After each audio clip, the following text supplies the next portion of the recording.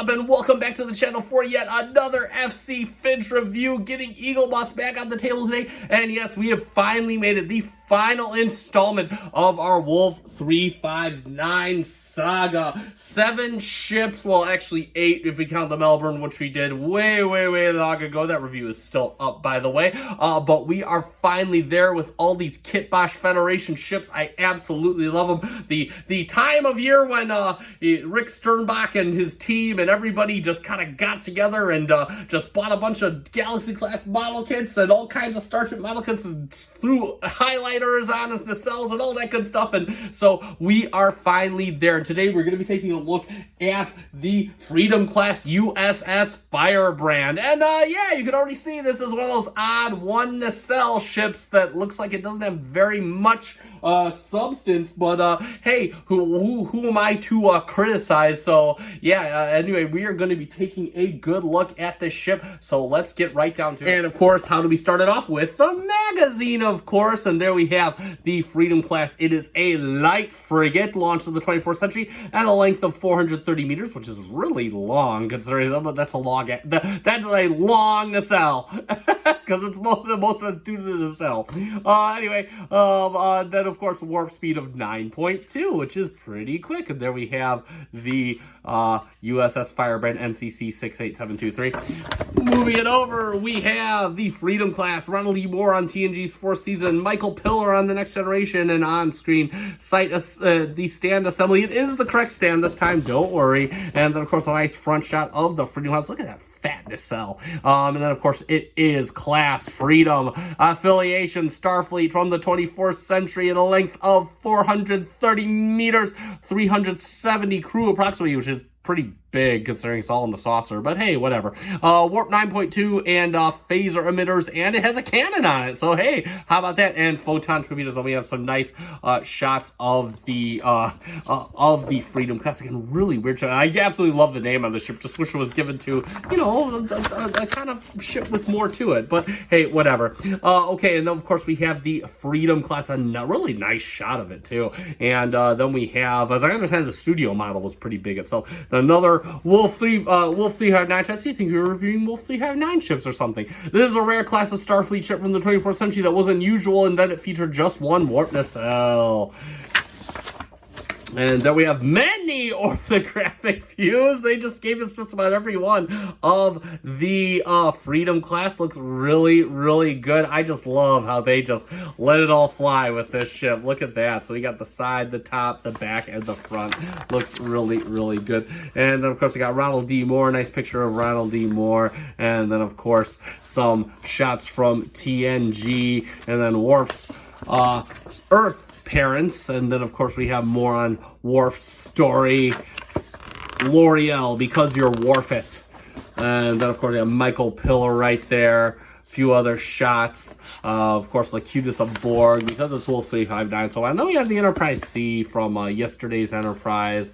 And oh, I forget this episode. Darn it, why can't I remember some of these episodes, man? I can't remember all of them. But then of course we have Unification with the great late Leonard Nimoy, and then of course a few more shots from the Next Generation. Oh, great episode, in my opinion, the best episode, the Inner Light of the Next Generation. Yes, I'm one of those people, but I absolutely love it. And there we have a nice shot of the Freedom class and more Wolf 359 stuff, and lastly a nice orthographic shot of the Freedom class. And of course, let's get this ship in its stand. One of the few stands I haven't glued for this set, and you just put the peg in the peg hole right here. And then of course you got, the only place you really can clamp onto is the saucer. It would be really weird if it clamped around the neck, but yeah, and there you have the Freedom class all in its stand. So there you go.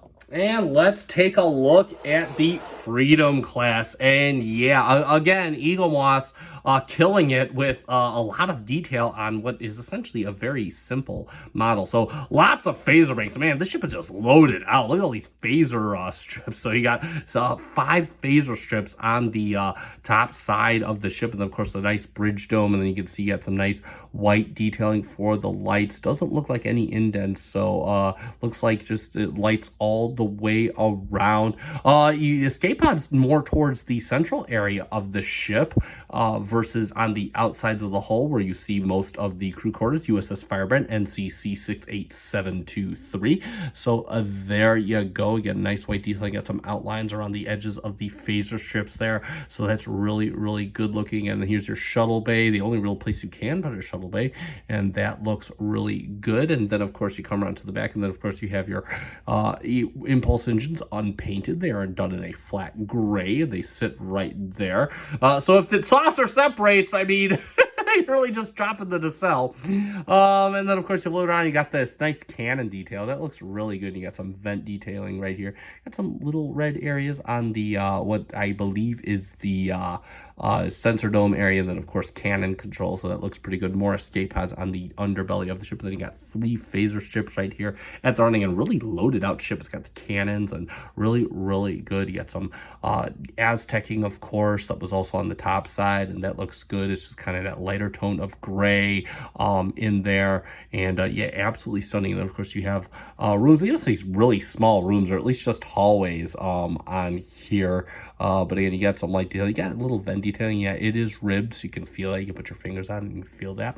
And it looks really good. They got the old TMP style torpedo launcher sitting right over the warp nacelle. So, man, if you have like a misfire situation, which I'm not sure how often it happens in the 24th century, the ship is like a recipe for a whole bunch of disaster, because that's the deflector right there. So it's like there's a million ways to die in a starship. But either way, so you got your deflector, and even though it is colored in the magazine, it's just a flat gray right here. But you have a nice painted black for the torpedo launcher. And then, of course, the nacelle, the singular nacelle, it's one of those Galaxy style nacelles. And oh, we even got text here. Yeah, NCC 68723, United Federation of Planets. That is sharp.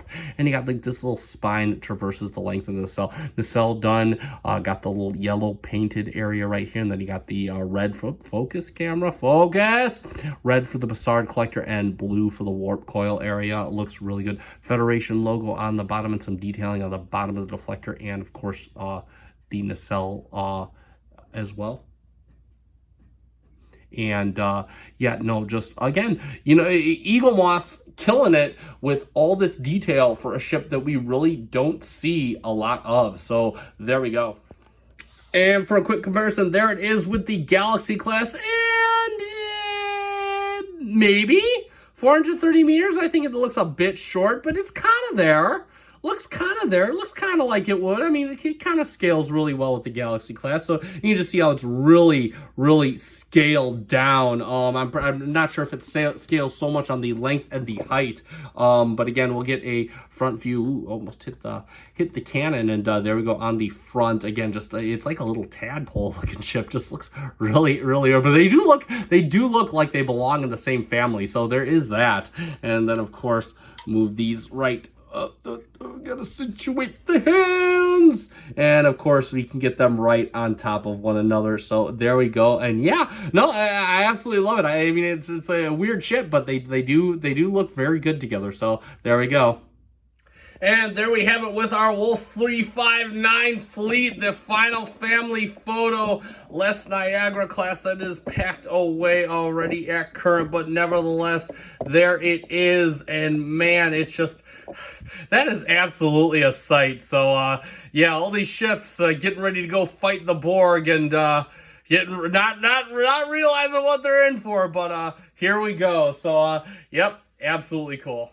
All right, so let's summarize. And there it is for the U.S.S. Firebrand Freedom Class Light Frigate, the last ship in our Wolf 359 Saga Kit Bash. And yeah, again, it's a really cool name. I love the name Firebrand. That sounds so mean and powerful, but it's as you can see, quite a weird ship. I've never been crazy about single nacelle designs myself, but hey, you know, they have their place, and it's a kit bash. I am here for kit bashes. I am all about the kit bash and all the weird ships of the Federation in the Star Trek universe. But yeah, so there it is. And that being said, for as weird of a ship and obscure of a ship, again, one of those ships that we only see in Best of Both Worlds Part 2. Again, Eaglemoss knocked it out of the park with the model. The model feels sturdy. It feels substantial. I mean, given its rather unsturdy looking nature, yeah, it looks beautiful. It's well detailed. Got all the window markings where you needed. Got the transparent plastic. I mean, bam. Eaglemoss knows how to do it for these unsung heroes